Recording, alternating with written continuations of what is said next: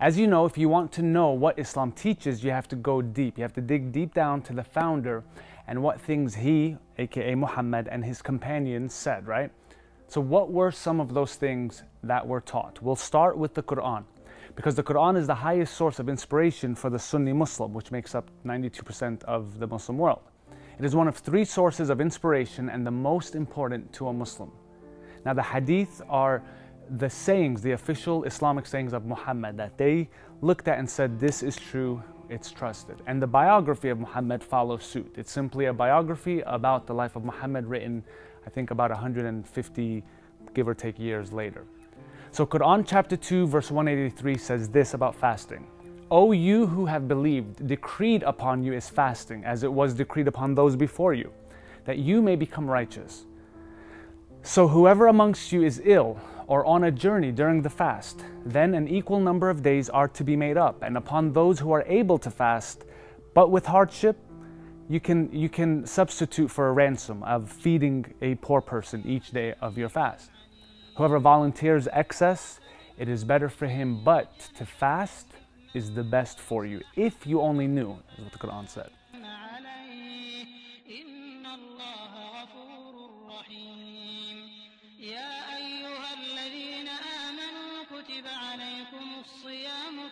كتب على الذين من قبلكم لعلكم تتقون أياما معدودات فمن كان منكم مريضا أو على سفر فعدة من أيام أخر وعلى الذين يطيقونه فدية طعام مسكين فمن تطوع خيرا فهو خير له وأن تصوموا خير لكم إن كنتم تعلمون.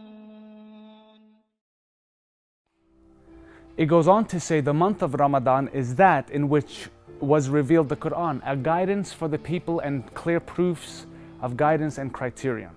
So whoever sights the new moon of the month, let him fast it. And whoever is ill or on a journey, then an equal number of other days. Because Allah intends for you ease and does not intend for you hardship. And He wants for you to complete the period and to glorify Him for that to which He has guided you. And perhaps you will be grateful. Perhaps you will be grateful. Okay, so now what about the hadith? What about the hadith, which is what we know, things that Muhammad actually said? So volume 4, book 54, number 497 of Bukhari says this, that when the month of Ramadan comes, the gates of paradise are opened and the gates of hell are closed and the devils are chained. Ibn Abbas narrated and told us that when the Prophet came to Medina, he found the Jews fasting on the day of Ashura, for example, or aka the 10th of Muharram is the month. They used to say, this is the greatest day on which Allah saved Moses and drowned the folk of Pharaoh. Moses observed the fast on this day as a sign of gratitude to Allah. Now this is what caught me and I thought was interesting. Muhammad, the Prophet of Islam, said as a response, I am closer to Moses than they. So he observed the fast on that day and he ordered the Muslims to fast it. The tribe of Quraysh, remember the tribe of Quraysh, who were they? They were pagans. They used to fast in the pre-Islamic period of Jahiliyyah, or the ignorance days. The Prophet also used to fast on this day. So when he migrated to Medina, he fasted on it and ordered the Muslims to fast. When the fasting of Ramadan was enjoined, meaning when it became practiced, it became optional for the people to fast or not to fast on the day of Ashura. So that's the difference between the Sabian fast and ours, or the Muslim fast. The Muslim fast was compulsory. So how important is fasting? I mean, let's consider, why is Ramadan so important? Check this out. Now, and I think this may be perhaps why there's an increase of Islamic terror during Ramadan. This is not an accusation, it's just a matter of observation and a matter of fact, according to me. So Sahih Bukhari is a collection of those verified Islamic sources, and this is what he said, that Muhammad said. He who is amongst those who pray will be called from the gate of prayer in paradise, And he who is from the people of jihad will be called from the gate of jihad. And he who is from those who give in charity will be called from the gate of charity. And he who is amongst those who observe the fast will be called from the gate of fasting. Abu Bakr says to Muhammad, he who is called from all those gates will need nothing. Will anyone be called from all of those gates, O Prophet of Allah? And the Prophet of Allah said, yes, I hope you will be among those, O Abu Bakr. So we shouldn't be surprised at the openness of fasting, because fasting was already very well known and practiced amongst the pre-Islamic community in Arabia. And that was during the days of ignorance, or during the days of Jahiliyyah, according to the Muslim narrative.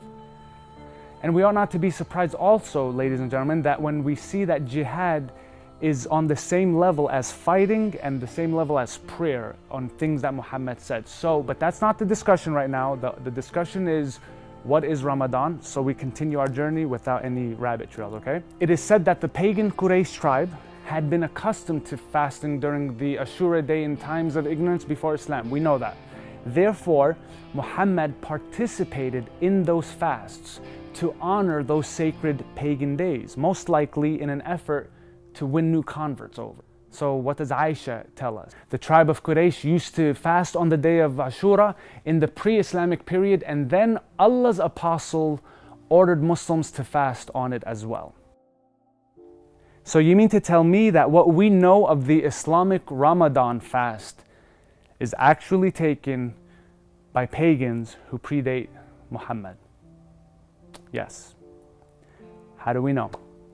We know because of a smart guy. His name was Ibn al-Nadim. He wrote a book, and this is how you spell it, A-L-F-A-H-R-I-S-T, Al-Fahrist, and it was about various religious and spiritual sects in the Middle East. And in it, he talks about 30 days of honoring the moon god. He called, they were from Haran, and the Haranians fasted for 30 days.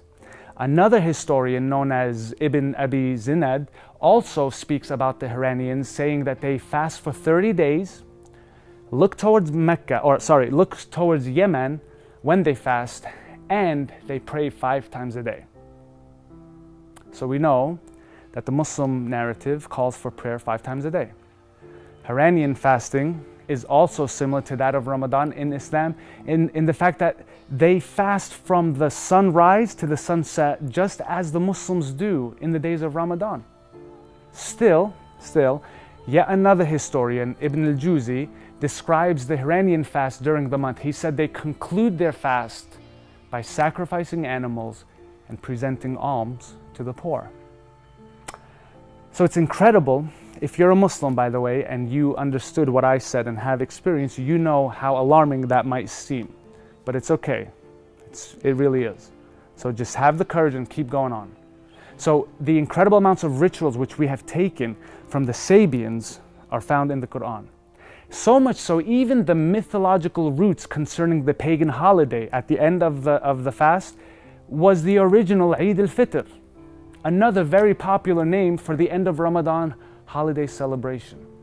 See, Muhammad was clearly committed to that Ashura fast. He tried hard to please those people, for example, the Quraysh tribe, who were following their pagan traditions, but he never succeeded in becoming a true ally. He wanted to be accepted, and no wonder why, right? He had kind of already accepted and followed their traditions, including declaring the 4 holy months as sacred, adopting a form of Hajj, calling upon the name of El-Ilah or Allah. Number 4, claiming that the Kaaba and the black stone is more sacred, by the way, another moon object of worship. So as we observe the Ashura fast, the Quraysh continued in their fast, and here you can see how the two new religions or new beliefs began to clash, right? So what happens? He turns his attention to the Jews and he tries to win them instead, but he didn't succeed because the Jews know their scriptures, they know their prophecies, they know their Torah, and they know who their Messiah ought to be, and this one does not look like him.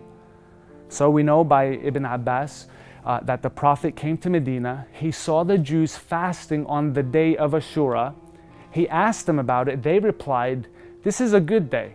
On that day which Allah rescued Bani Israel, or the people of Israel, from their enemy." So Moses fasted on this day, and the Prophet said, "We have more claim over Moses than you do." So there we know that the Prophet fasted on that day and then ordered the Muslims to fast as well. That's Sahih Bukhari, number 31, Hadith 222. So what I have shown to you today is me simply trying to express the reality of where the roots of Ramadan comes from. Now, I hope I haven't offended anyone. I hope that I haven't made anyone angry, but if I did, it's going to be okay, you're going to be okay. And for those Muslims who are in that gray area, what I call the crisis period, I promise you, if you stay courageous, stay strong, you will get through this. You just have to have the guts to keep walking, and you don't know when, where it's all going. So your main obligation is to not get bitter or angry and just stay strong, okay? Until next week, I want to continue to stay in touch with you guys. If you're seeing this video somewhere else besides my website, go back there, click subscribe, and let's actually continue and have a conversation.